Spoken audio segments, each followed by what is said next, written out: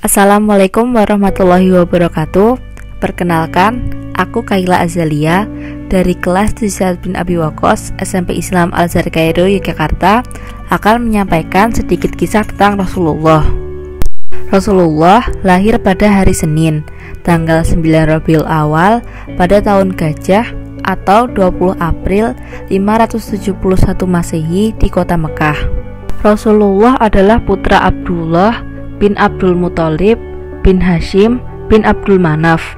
Saat Rasulullah berumur 6 tahun, beliau bersama ibunya pergi ke Yatsrib untuk menemui keluarga bapaknya.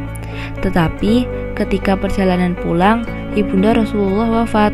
Kemudian Rasulullah kembali ke Mekah bersama Ummu Aiman dan diasuh untuk beberapa saat.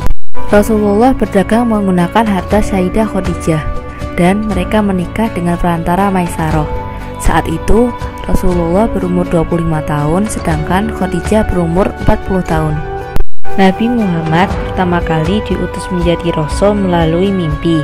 Di saat umur 40 tahun, Nabi Muhammad sedang khalwat di Gua Hira. Pada tanggal 17 Ramadan, tiba-tiba malaikat Jibril datang dan berkata, "Bacalah." Kemudian Rasul menjawab, "Saya tidak bisa membaca." Dan diulang 2 kali, kemudian berkata ketiga kalinya, "Bacalah dengan menyebut nama Tuhanmu yang menciptakan." Rasulullah pulang dengan tubuh yang bergetar. Setelah menceritakan pada istrinya pun langsung membawa Rasulullah menuju rumah anak pamannya, karena beliau mengetahui kitab samawi, dan beliau langsung mengabarkan bahwa kamu akan menjadi nabi umat ini. Rasulullah mulai berdakwah, tetapi dengan cara diam-diam. Orang yang pertama mempercayai dan mendukung dakwah Nabi adalah Sayyidah Khadijah, Abu Bakar As-Siddiq, Ali bin Abi Thalib, Zaid bin Haritsah, Ummu Aiman, Utsman bin Affan, Zubair bin Awam, Sa'ad bin Abi Waqqas, Abdurrahman bin Auf, Abdullah bin Mas'ud, dan Ammar bin Yasir. Pada tahun 516 Masehi atau saat tahun 5 kenabian, Rasulullah mengajak sahabatnya untuk hijrah ke Habasyah. Habasyah dipimpin oleh seorang raja bernama Najasyi yang tidak zalim. Ada 11 pria dan 4 wanita yang ikut ke Habasyah. Tahun 616 Masehi atau tahun 6 kenabian, kaum muslimin kembali hijrah ke Habasyah. Hijrah kedua ini diikuti oleh 83 pria dan 11 wanita. Pada bulan Muharram tahun 7 kenabian, kafir Quraisy melihat Rasulullah dan sahabatnya hidup aman dan tenang.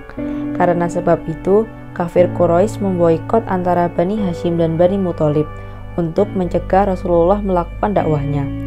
Kedua bani yang diboikot dilarang menikah, berjual beli, dan saling membaur.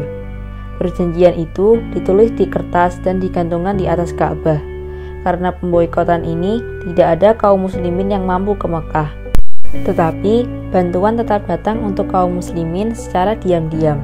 Setelah 3 tahun berlalu, akhirnya surat perjanjian itu dimakan rayap putih dan menyisakan kalimat Bismika Allahumma. Atas kejadian ini, kafir Quraisy membatalkan perjanjian itu. Pada tahun 10 kenabian, Rasulullah harus merasakan patah hati karena meninggalnya 2 orang yang sangat beliau sayangi, yaitu pamannya yang bernama Abu Thalib dan istrinya yang bernama Khadijah. Setelah wafatnya kedua orang itu, kafir Quraisy sombong kepada Nabi, dan hinaan yang Nabi terima semakin menjadi-jadi.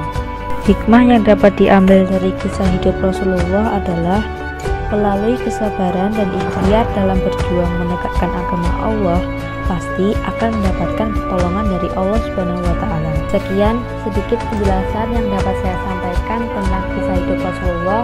Semoga bermanfaat. Apabila ada kesalahan, mohon dimaafkan. Wassalamualaikum warahmatullahi wabarakatuh.